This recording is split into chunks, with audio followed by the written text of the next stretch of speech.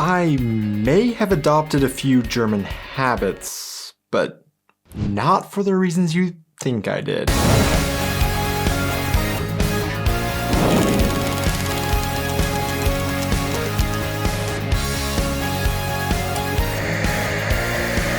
Hey guys, and welcome back to our channel. I am Donnie, and along with my wife Aubrey, we are two Americans currently living in Germany with our baby, sharing all of our experiences living and traveling throughout Europe. When we moved to Germany 3.5 years ago, I immediately signed up to take part in an integration course at our local Volkshochschule. Now, if you don't know what a Volkshochschule is, I've talked about this in other videos in much greater detail, but the quick and dirty explanation is that it is basically a community school for adult education that doesn't generally give out academic degrees. And if you don't know what an integration course is, as the name indicates, it is a class to help foreigners who have moved to Germany integrate into German society. In this class, I learned German for 4 hours a day, 5 days a week, and while learning the language, we were taught about various German cultural norms, traditions, and ways of life. Now, this class was helpful for learning generally how to function inside of German society. However, outside of the classroom, I closely observed Germans to see more of the nuanced German way of life, and I started picking up random new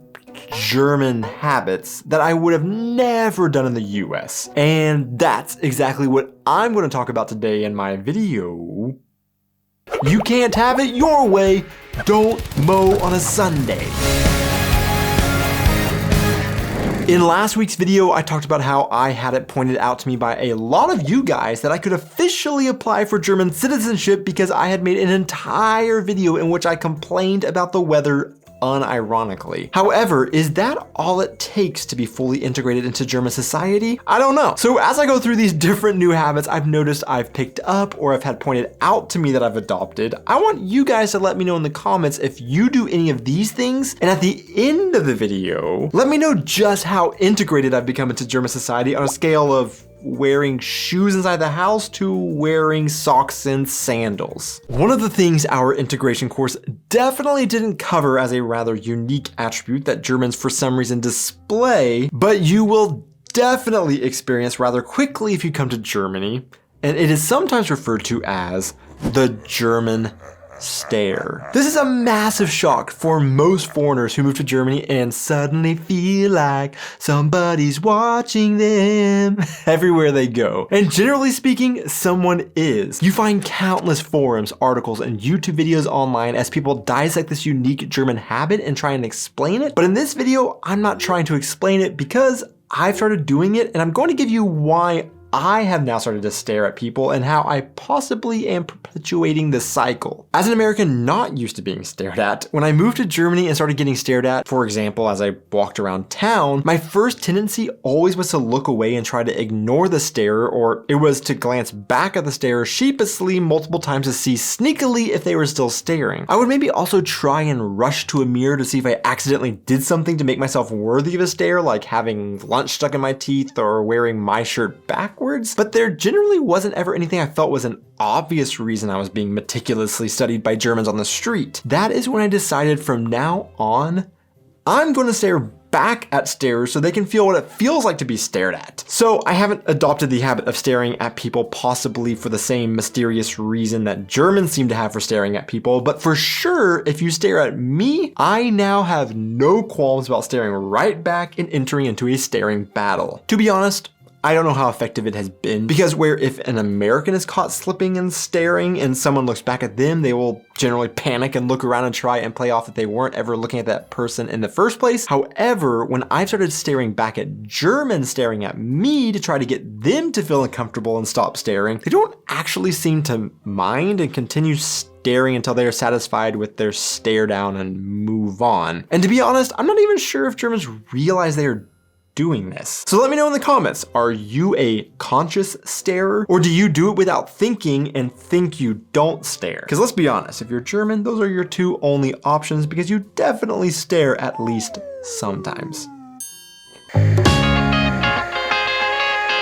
I want to take a second to thank all of our patrons over on Patreon and our YouTube channel members for supporting this channel. You make it possible for me to keep bringing you new content, and I want you to know how much it is appreciated. Also, if you wouldn't mind hitting those like and subscribe buttons, that would also be another great way to support our channel, and I would really appreciate you doing that. A few evenings ago, we decided to have a lovely dinner on our back porch when all of a sudden, a neighbor behind us started up their lawnmower. As I sat there trying to enjoy the outdoors with my family, I found myself growing more and more enraged that my neighbor was doing one of the 7 deadly German sins: mowing their lawn on a Sunday. And this is another new habit I have picked up since living in Germany. I now get mildly annoyed or mad when these societal rules like not creating disturbing noises on Sundays or holidays are broken. However, I do want to point out how my anger about this may actually differentiate from my German neighbors who are probably also raging inside their homes, preparing a note to warn the neighbor about their horrific actions. Where a German might be upset by the noise and utter disregard for the rules, I get less upset about the noise, but actually more about the fact that my lawn hadn't been mowed for 2 weeks because of rain and family visiting, and then the 2 days I could have finally gotten my yard back in tip-top shape before I have to leave town are a Sunday, and then the Monday was a holiday, so I can't mow because of the no noise rules on these days. Now, the next time I mow, the grass is going to be so long that my electric lawnmower won't be able to handle it and will require multiple days of mowing rather than a few hours, as I will have to keep stopping to recharge batteries. Yet, somebody else is completely disregarding the rules and getting done what I need to get done because they are seemingly less scared of getting confronted by an angry neighbor than I am. Or they are just new here and don't know the rules yet. Either way, I wanted them held accountable, and not a single German neighbor actually said anything to them. And as an American who fundamentally believes people should actually be allowed to mow on Sundays, I can't go and get onto them myself, but I guess that's what the Ordnungsbehörde is for. In a recent video, I talked about unique noises that Germans make that Americans don't make. One thing I talked about was an interesting word or noise that Germans use at the end of many of their sentences. But you wanted to go eat, gell? Yeah, this sound or word actually varies widely across Germany, as some regions may say ge or gel, some may say ne, or some may even say va, among many others. But the meaning is basically all the same. It basically means in English, right? Or if you're one of our Canadian friends, eh? So for example, soccer is a better name for the sport rather than football, right? The only difference is Germans use this word or sound far more often than Americans would say something like right at the end of a sentence. Well, that is until I moved to Germany. As I have learned German and started speaking more and more German, I have noticed that the line between my German and English has become more blurry, and things I do or say in one language is starting to bleed over into the other. And one thing that Aubrey called me out on as a quirk I have picked up that I didn't really notice myself, and for example, is that at the end of a majority of the sentences I say in English, I for whatever reason now throw in a ja. So I would sound like, ketchup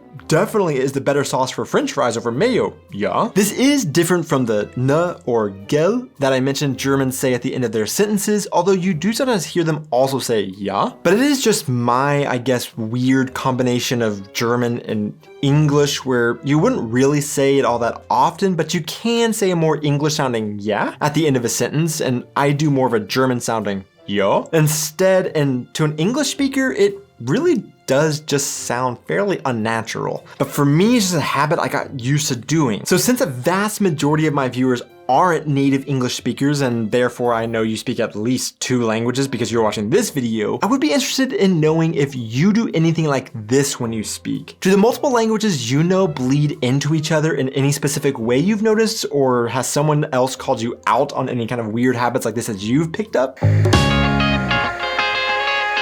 We actually currently have a steady stream of family visiting us from the States for about 2 months back to back. When our family visits us from the US, we have realized we have to start to do sort of an orientation course to how German homes work because of how different they are to American homes. The orientation course to our house includes showing them how German windows and shades work, how they need to air out a bathroom after showering, or how radiators work. But the most important lesson is how to separate trash. Trash separation is a very popular topic for foreigners moving to Germany because it can be extremely complicated for someone not used to it, as indicated by our 33-page guidebook to separating trash our town has created. And for some of our family coming to visit us in Germany, I will admit they have never separated any trash in any form of recycling where they come from in the US, so the German recycling system can be a bit overwhelming at first. However, we also have family who do come from parts of the US where recycling is commonplace, but the German system can still be overwhelming purely because the separation of trash is done differently from what they are used to doing. Because of this, as we expect, sometimes trash doesn't always make it into the correct bins, and I have found myself doing something I would have never done in the US,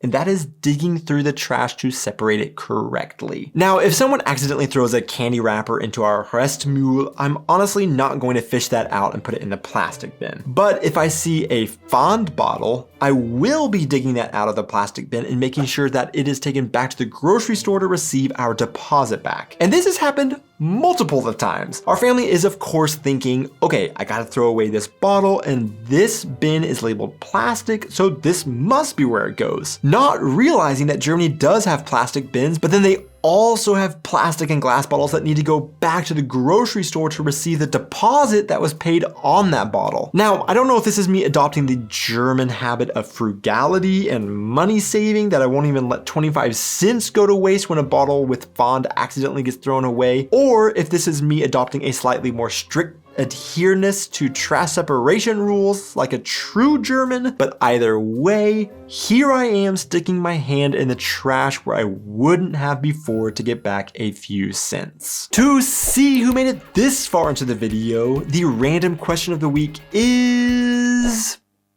which social media is the worst social media? Thanks so much for watching, guys. Be sure to hit those like and subscribe buttons, and I will see you in our next video. Also say "ja" at the as they question you